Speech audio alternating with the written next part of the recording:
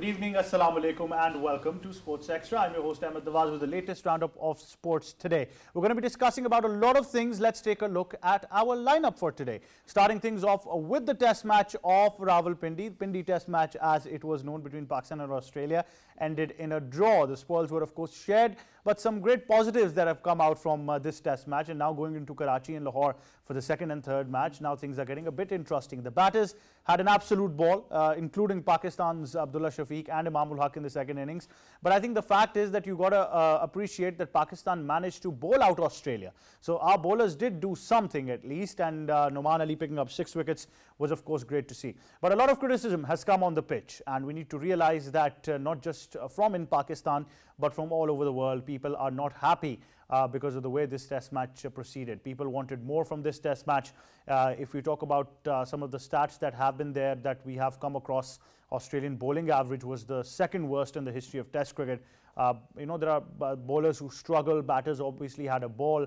There are things that need to be put into perspective, and we need to discuss how things should proceed, because obviously I understand that you always have a home advantage, but at the same time you need to explore new opportunities and prepare yourself for what's ahead. And these are test matches that do deserve a result, and I do understand a draw is sometimes imminent, but getting a result would have been in Pakistan's favour. Yet alone, a lot of confidence to the batters. Can they continue it? Time will tell in Karachi and Lahore. But for now, the spoils have been shared, as we just told you. Moving on to more cricket news, we'll be talking about the ICC Women's World Cup that is underway in New Zealand. It was West Indies who has beaten England by 7 runs, the second consecutive victory for the West Indian women team. Shemaine Campbell has been named the player of the match. Australia, on the other hand, had outplayed Pakistan earlier, but that catch from Deandra Doughton, that is something to look out for, and something that will live on in memories of cricket fraternity throughout. So I think the West Indies cricket team in this form of the game, that is women's cricket, is truly exciting and is truly dominant, and has the same aggression that we see from their male counterparts, the men's West Indies side as well. So that Caribbean flavour is always there when we talk about that. After that, we'll be moving on to football, where we will be discussing how Bayern Munich have thrashed Salzburg. Robert Lewandowski has set a new Champions League record. He got a hat-trick in the first 20 minutes. Imagine that. It was a goals galore for Bayern Munich, and it was a stunner of a game. Elsewhere, Liverpool has also progressed despite being beaten.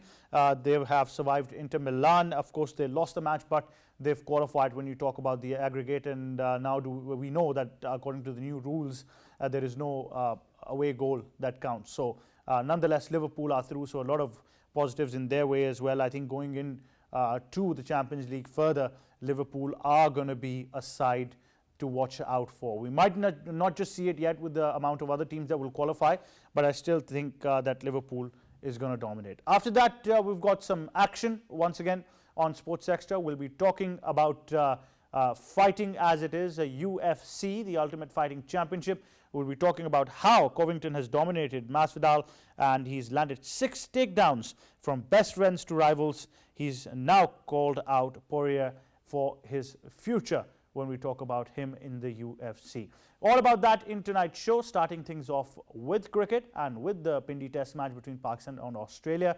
Time now to introduce our guest in studios. We've been joined by cricket commentator, our cricket expert, K. Asif Ahmed. Assalamu alaikum, how are you? Walaikum assalam. I'm good. How about yourself? I'm very good, alhamdulillah. Great to have you on the show. Now, I think we've discussed it in detail about the pitch and everything, but now when I look at the bowling averages, it gets pretty insane. But there is still a school of thought who has enjoyed this test match and are perfectly fine with this. Yes, actually, you know that if you talk about batters, they've enjoyed a lot.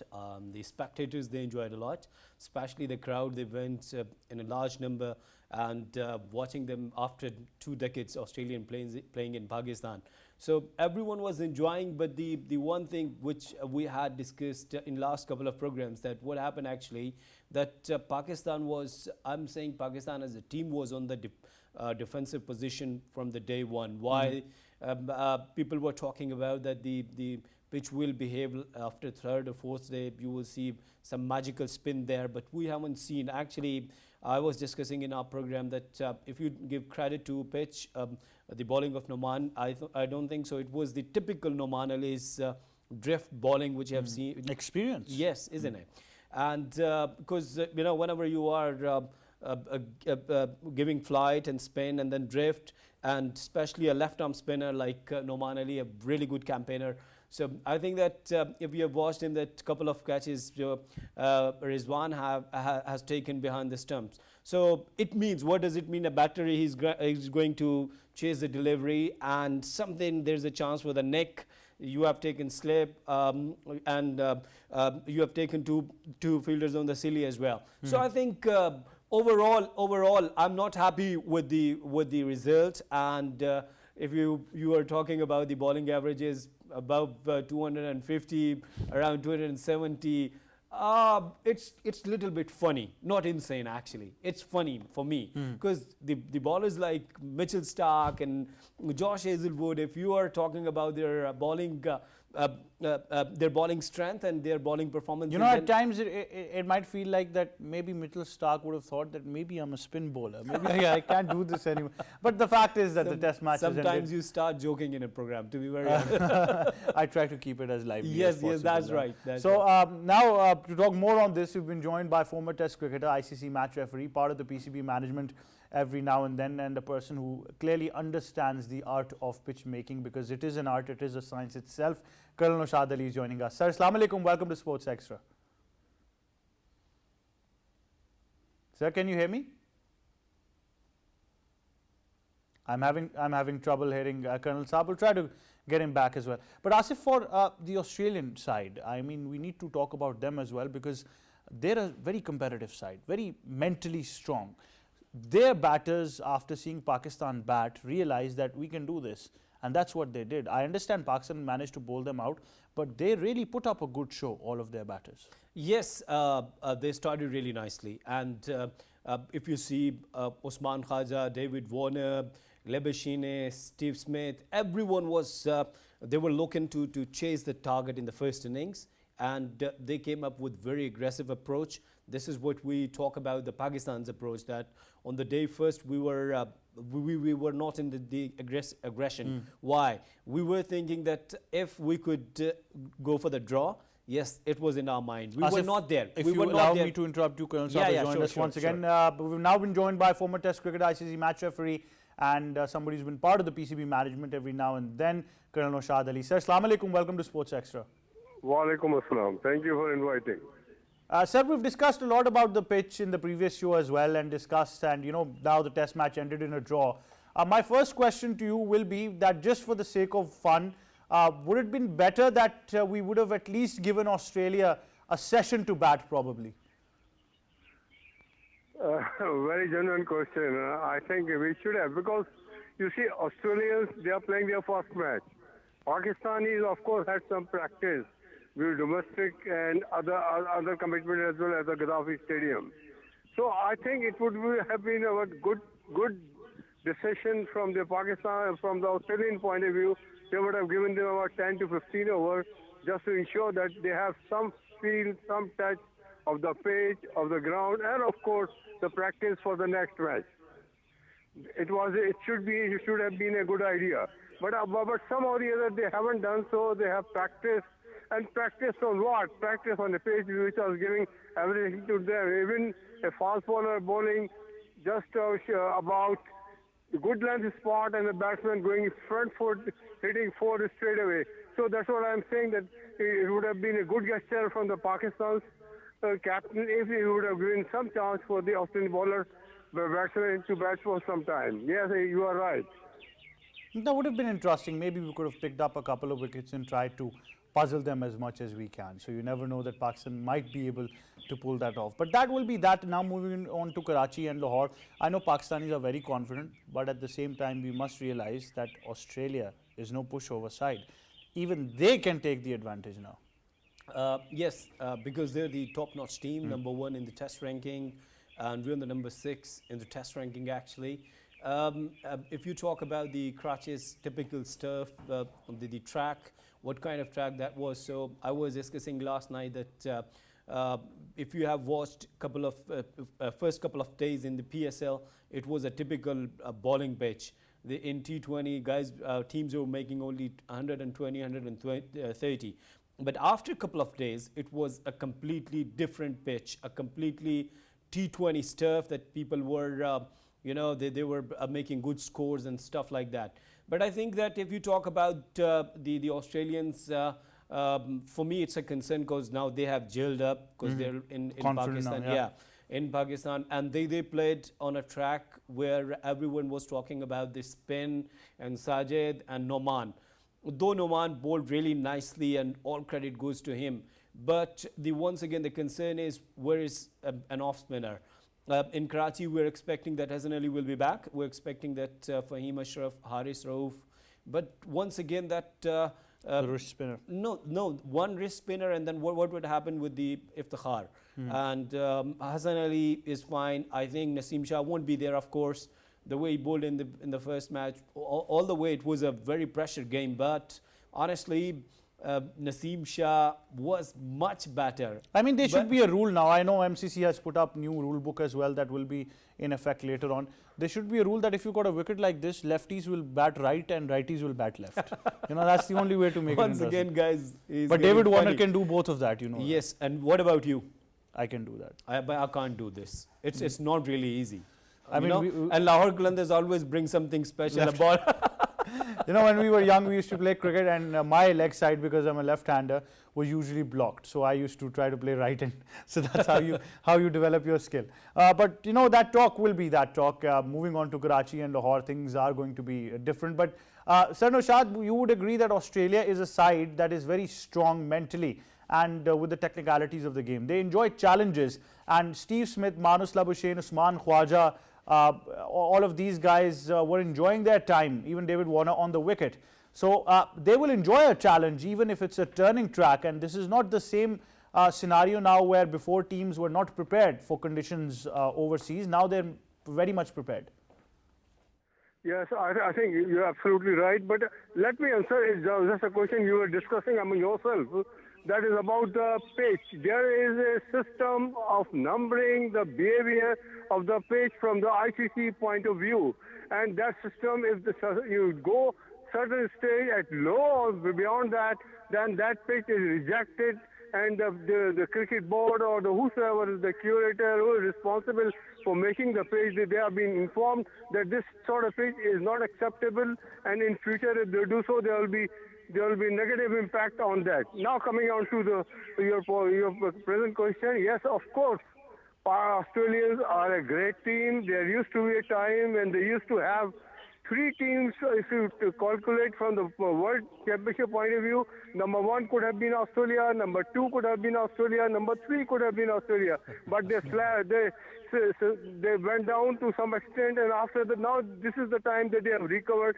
They are a very mature team. They have got all numbers fixed up, the bowlers, they are being pointed out, and they're coming into Pakistan, which is a sort of a strange conditions for playing cricket for Australians in Pakistan. I think that's a great thing. And you rightly said so, they are and they will accept the challenge, and you will see the difference if there is a true pitch giving 50-50 chances to the bowler and the batsman both. Australia will fight it out all the way. Now, if we're talking about the Karachi pitch, yes, of course, Karachi pitch should be left to the curator, left to its original condition. Let it be a straight fight. Let it be all chances for the batsman and the bowler for playing on that particular pitch, instead of just rolling it down or not keeping the grass. That should not be done. And let it be a tough fight between the two great teams of the Test cricket. And I think if that happens, the people, Pakistan, the spectators, everybody will enjoy it. They definitely will. Can I ask a question to Colonel sir? But we're just going to wind up. So all right, okay, but please go ahead. Go ahead. It's a very small question. Colonel sir, who is the responsible for the pitch making if you talk about specifically concerning ICC? Either the curator or the management or the PCB? That's a very, very long question. Anyway, I'll try to answer it in short as possible. You see, in Pakistan, if you look at it, the pitch at Sialkot, I mean, once upon a time when the Test match was played at Sialkot, it used to be considered a very fast, bouncy pitch. if you could compare it to some extent, I mean, not exactly like Australian bouncy pitches and fast pitches, but somehow it was like that. And similarly, there is a behavior of the pitches which goes in this tree. For example, Pakistani pitches, or for that matter, Asian pitches, they are considered as low bounce, slow pitches, turners. But if you go to South Africa or if you go to England, you find a different conditions there. There are the pitches, they are bouncy, fast, and giving more chances to the fast bowler, and of course, latter part of the match to the spinners as well. Now, you come to your question, who is well, of course, there is something known as the home advantage. Yes, there is always a home advantage, and that should be taken by the home cricket board. That's acceptable, but not to the extent where you spoil the game, you spoil the concept of the test match cricket. You should take the pitches, should give chances to the bowler, to the batsman equally. And even if you want to give chances to the spinners, well, of course, spinners, there are two sort of spinners, the wrist and the finger. They both should be able to grip the ball, both should be able to turn the ball. How do a wrist spinner turn the ball? I mean, just like, I mean, it can make an angle on that. If you lock out spin, top spinner, then the ball that comes up, and that gives a chance for the close fielder to come close to the bat and avail the chances.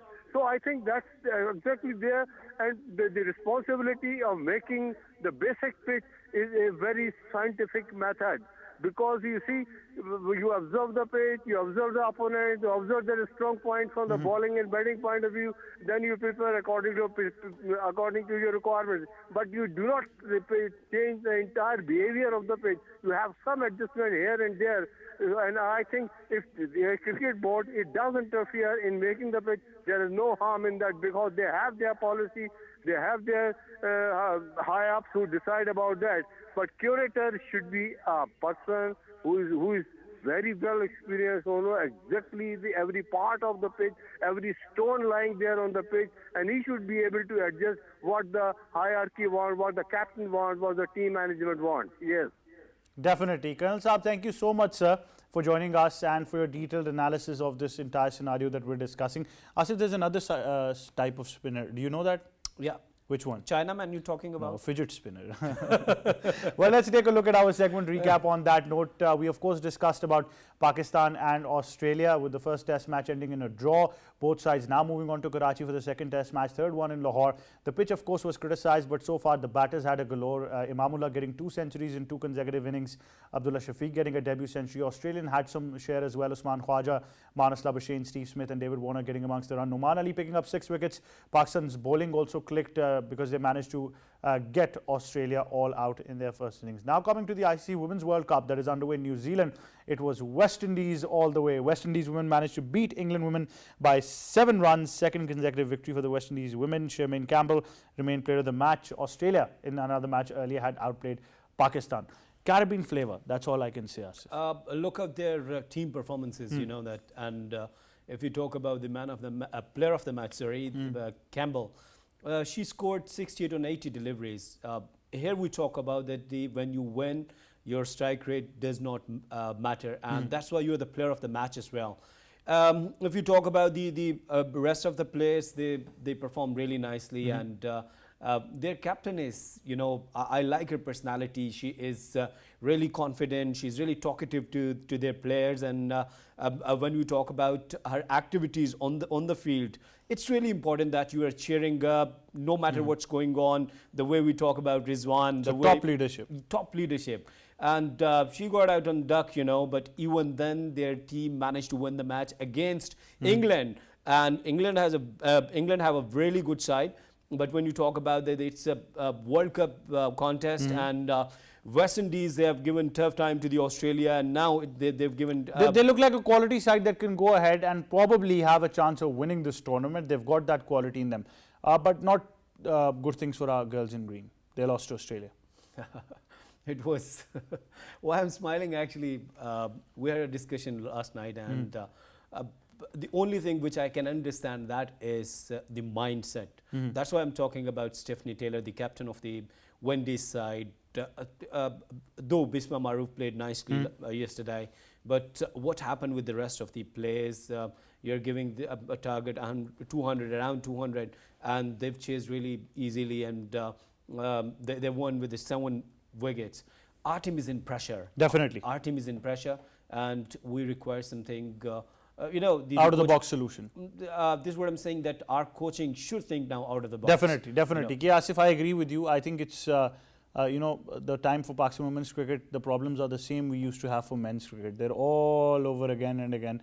But that will be that. And we're not working on that. Absolutely, we're not. We'll have I think a detailed discussion on that as well. Asif Ahmed, thank you so much for joining us on Sports Extra. On that note, we'll go towards a short break. Stay tuned. We'll be right back.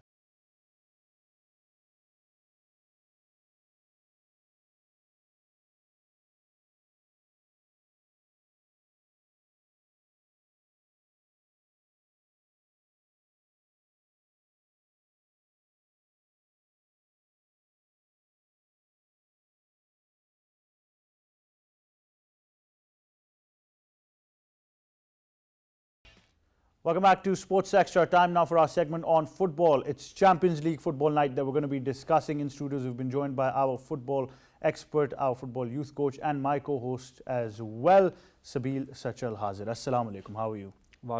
I'm doing well, a lot better than Salzburg fans at the moment. Well, they had something to worry about, and I think they never expected this to happen. But we've got a report on that, what we're discussing. Let's take a look and then come back. Bayern Munich thrashed Red Bull Salzburg 7-1 in the second leg of their Champions League last 16, a tie at the Allianz Arena. The Bavarians put the disappointment of a 1-1 in Austria last month behind them to canter into the quarterfinals behind Lewandowski's 23-minute first half hat-trick. The result marked the second time Bayern Munich have scored 7 goals in a UCL knockout round match in their history. On the other hand, Liverpool have sealed their place in Champions League quarterfinals despite losing 1-0 at Anfield to Inter Milan. Georgian Klopp's side suffered a rare European defeat at home against the Serie A giants, who played the final 30 minutes with 10 men, but their 2-0 first leg lead carried them through on aggregate. Lautaro Martinez's instinctive second half strike gave Inter hope of turning the tie around, but Alexis Sanchez's red card disrupted their momentum, and Liverpool held firm in the closing stages. There you have it, all you need to know about Champions League football night that we're going to be discussing, and we'll discuss that in detail. But Sabil, first of all, I want to understand what material or what planet is Robert Lewandowski from? He is too good at football. That is the problem. He is just far too good at football. It's a combination of factors. So obviously Munich were a far better team than Salzburg. They were obviously, it was a very different game in Austria where they were held to a draw.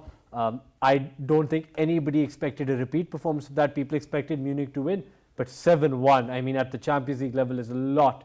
So when we talk about Lewandowski, he's got all the attributes you need. He's not the quickest, but he's got a fair bit of acceleration, and he's quite smart. So he's always in the right place. He's incredibly strong. Like, he is very, very strong, not just in holding people off, but in terms of how much power he can generate with his shots, with very little backlift as well.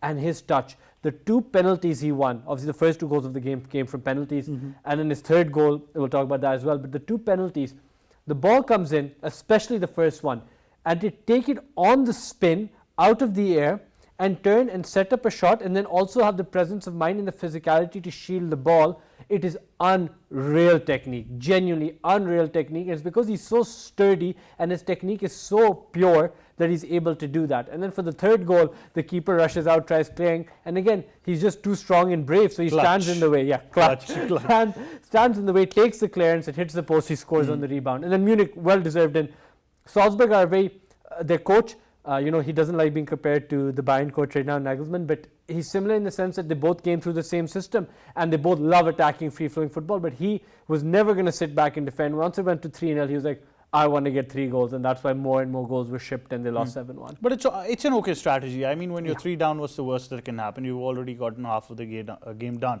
But talking about Lewandowski as an individual player, and then we come to the point that, we talk about a system around a player. We've discussed it with the likes of Ronaldo at Madrid, and then to Juventus, and Messi at Barcelona, and now at PSG. But what about the system around Lewandowski in Munich? So all the players play very neat, tidy, quick passing football.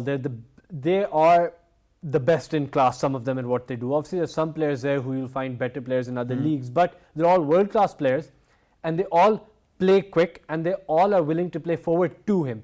And the system around him, when you talk about, if you notice that game, right, Sane, for example, drifts centrally quite a lot. They always have a player like that. So Gnabry will give them width, and then Sane was coming in. A lot of their attacks were coming down that right-hand side. They use both wings very well, but a lot of them were coming down that right-hand side. So when you have a player drift in, that means they can hit it to Lewandowski, and he can just bounce it off to somebody else, then go into space and receive it again. So that's very important. They play to him a lot, but they're not expecting him to hold up the ball endlessly. Even though he's strong enough to do that, they're looking to always give him an option for a quick bounce pass right back in the center, so they can hold that position. But what should be the defensive strategy of the opposition now if they are able to actually understand this? So Salzburg were never going to do this. Yeah, they're clearly lack that. They're going to, and they're also going to play very offensive football. They love free-flowing football. The first 2 minutes of the game, both teams could have scored 2 goals within 2 minutes. It was that quick and open a game. But what teams can do is, you can try and isolate Lewandowski. Now, I don't know how you do that with a man marking of the centre half. You can try that, but what you need is a central midfielder to really drop, if nothing else, to watch out for the bounce passes he plays to people in the centre. If you have a central midfielder drop enough, maybe they can intercept that pass. Maybe you can't stop the ball to get to Lewandowski. Then it's like setting up a trap all over again. So you're expecting that pass, because look, teams have pressed Bayern Munich. Some do it successfully, some don't. Good teams can maybe press them and prevent that ball coming into Lewandowski, but other teams, you really can't stop that ball. They're too good, they'll play through you. So what you can do is you can try and intercept the pass he plays, the bounce pass. You can try intercepting that. And Leipzig did that in Austria, but Munich was smart and they wisened up to that. And what they did is they man-marked their central midfielder. It was all about split-second decisions, I think. So they had done that. So they weren't letting Leipzig play from the bottom of their diamond either. So, Salzburg. I keep calling them Leipzig because they're owned by RB. But Salzburg were playing from the bottom of their diamond, were prevented from doing that. So Munich saw what went wrong in the first game, adapted, and Salzburg were not ready for that. Yeah, never in the game probably, what we can say. But moving on, they say they'll never walk alone again, and they've been making headway. I mean, clearly the rule of not having an away goal has worked for Liverpool. Yeah, so they won 2-0 at home, and when you win 2-0, when you beat a team in the first leg, whether it's home or away, the other team has to come and attack you. Yeah. What could have worked in Inter Milan's favour is, look, if they got 2 goals and they each had 2 away goals, if away goals was still a thing, and then they know if they get the third, Liverpool need 2, right? So, in that case it has worked out. See, Liverpool go into the game with 2 away goals, but when Inter haven't scored in the first game, no matter what the situation was, they would need to attack. I think, people were talking a lot about how Van Dijk has an incredible record at Anfield, God knows how many games he hasn't lost there, but it was a boring game to watch, I'm sorry to say, it was really boring. Not a whole lot going on. The only thing that I thought would happen is I saw Sanchez in the first half and he made some atrocious tackles, really bad. So I had a feeling this guy's going to get sent off. He's not in the right headspace. So he went and got sent off in the second half. And it was really just a question of Liverpool not being incentivized to attack, Inter Milan trying and not breaking through. Obviously, Matip hit the crossbar. It's not like Liverpool had no chances, but just a very boring game. If I was a neutral watching that, I would switch to the Bayern game. Much better football, so much more fun. It's better to be a Salzburg fan than to watch that game that we're talking about. Probably, but Liverpool will take this. I mean, I genuinely believe, and it's my call, you obviously have the expert opinion on football, that going further into the tournament is just going to make them more dangerous. Yeah. So look, their focus now, this game was not a massive focus. They knew they had that 2-goal cushion. Whether they lost and went through or whatever the situation was, they just wanted to get through. They weren't going in to score plenty of goals. You could tell by the way they were playing. They also need to focus on the league now as well, because that title race with City is tight now. And if City slip up, you can never afford. City will slip up once, maybe twice. Yeah, but not again. Yeah, so you have to capitalize. So they need to be ready for that in the league. They can't be dropping any points. And the Champions League, Liverpool's strategy should be that if they command the first game, the second game they can maybe take the foot off the gas a bit, and so that they're ready for what happens in the league. So unfortunately, that's the situation they're in, where if they focus too much on the Champions League, they might not be able to capitalize on slip-ups in the league. So it's a good enough strategy that you focus on the first game, get a good result, and then grind out the second one. Liverpool's combinations have not been discussed at length because Jurgen Klopp is fairly happy with the squad he has. Even during the transfer windows, there's been not much activity from Liverpool. Considering going into the next season, do you see something happening, or Klopp is fairly fine with what he has? So I've said this time and time again that their transfer policies have been immaculate. They have made some of the best signings in world football in terms of bang for your buck, how much they're paying and what kind of players they're bringing in. Their attacking combinations, it's, Jota, Salah, Mane, Minamino comes in, he does a job. You've got young players in midfield now, Curtis Jones, Harvey Elliott coming in and doing, they've got great combinations all over the park.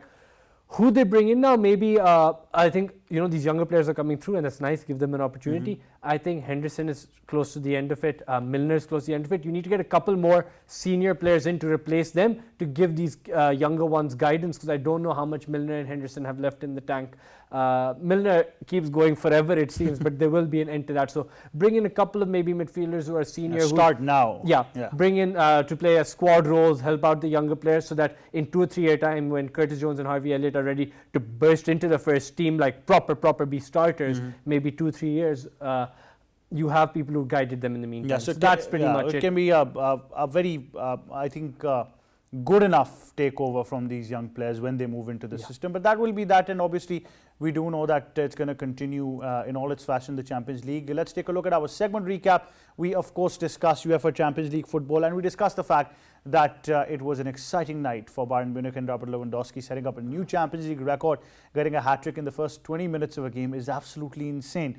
And of course Sabeel was able to highlight his technicalities as well. So maybe people can listen to Sabeel and try to get a hold of Lewandowski, if that is possible on planet Earth, which I think is not possible. And then of course we did talk about Liverpool making headway as well, also moving on into the next round. Time now to discuss UFC. And a lot to discuss. It's UFC 272. I mean, your roommates, your friends, your personal relationship is the talk of the town when you talk about how much trust that you have.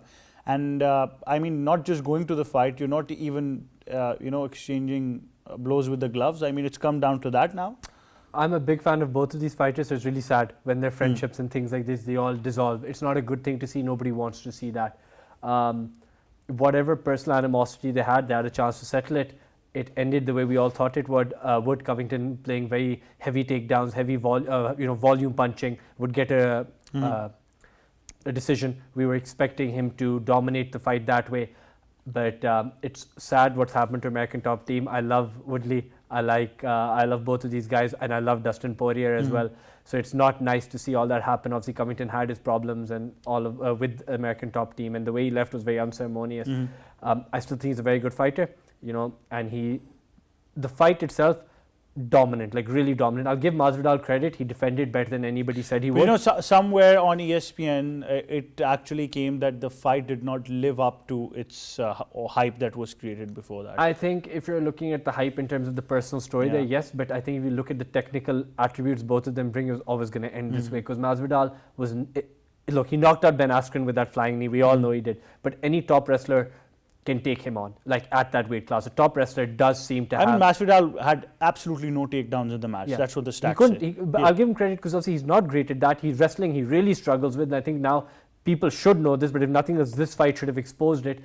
He defended better than a lot of people were going to give him credit for, so I'll give him credit for that. But in terms of that, you made him Kobe stumble once in the 4th round. Apart from that, you've had no offense. Like, you've been on the ground, you've been dominated, you've had your back taken multiple times. You're lucky he didn't finish you, but his entire game plan was just to get a decision by keeping you down, volume punching, volume hits, and take it as far away, further as you can. Yeah, so he dominated. I mean, because we're looking at some stats as well, and I just see this in front of me, that the total number of strikes from Kobe have been 218 out of 338.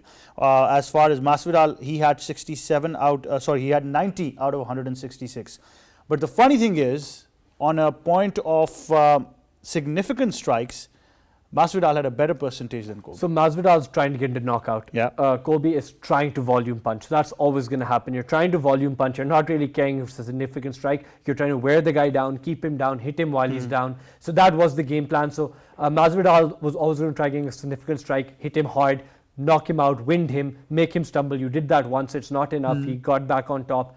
I think he won around 10-8 or something as well in between. So really, that was going to be the case, and Masvidal was never in the fight. I'll give him again credit for his defense, better than what we thought it was going to be. But Covington is a far more complete Can they fighter. be friends again? No, I don't think there's any. I don't think anybody from top team will take him back. And now he's called out Poirier as Yeah, well. that's an interesting part now. I want you to come on that as well. I mean, straight away calling out Poirier means that, okay, that this is going to happen sooner than we think. Poirier shouldn't take that fight. I don't think there's any reason for him to take that fight. He's a weight class below Covington. He's never going to win. Covington's going to end up clean sweeping American top team and, you know, make a lot of money doing it.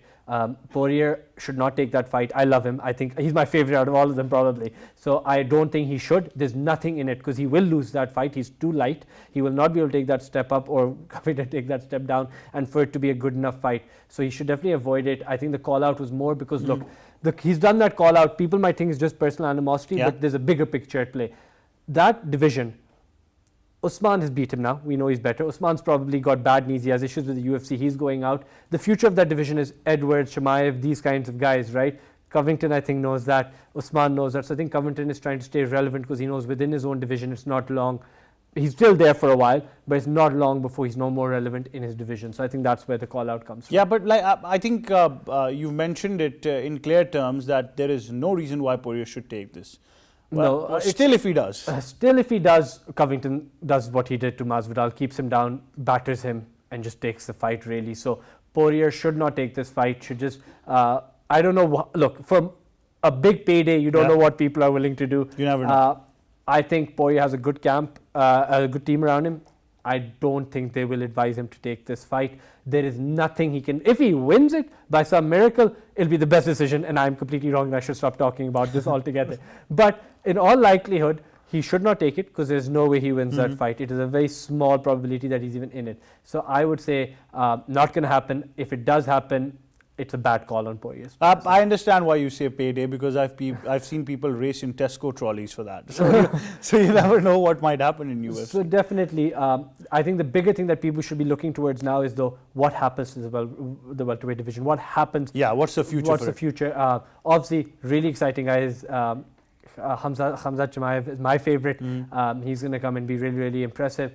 But it's really, we're at a crossroads now because of Usman and his situation. I mean, that weight class has a life of its own, an aura of its own already. So the future of it is also up in the air now. So it's exciting and nervy time. So that should be the main focus for people. Covington calling out Poirier, I think he's just trying to stay relevant for a bit longer because all the fights he can have now where he's going to be competitive, he's pretty much has. He's pretty much there. Sabeel Haziz, thank you so much for joining us. It was great having you. Of course, we discussed about UFC 272. We discussed about how Covington was able to outclass Masvidal. The friendship was on the line and it will always be on the line because that feud is still not settled. And for next onwards, he has called out Poirier. But like Sabeel also mentioned, no reason for Poirier to take that. But you never know. In UFC, you never know.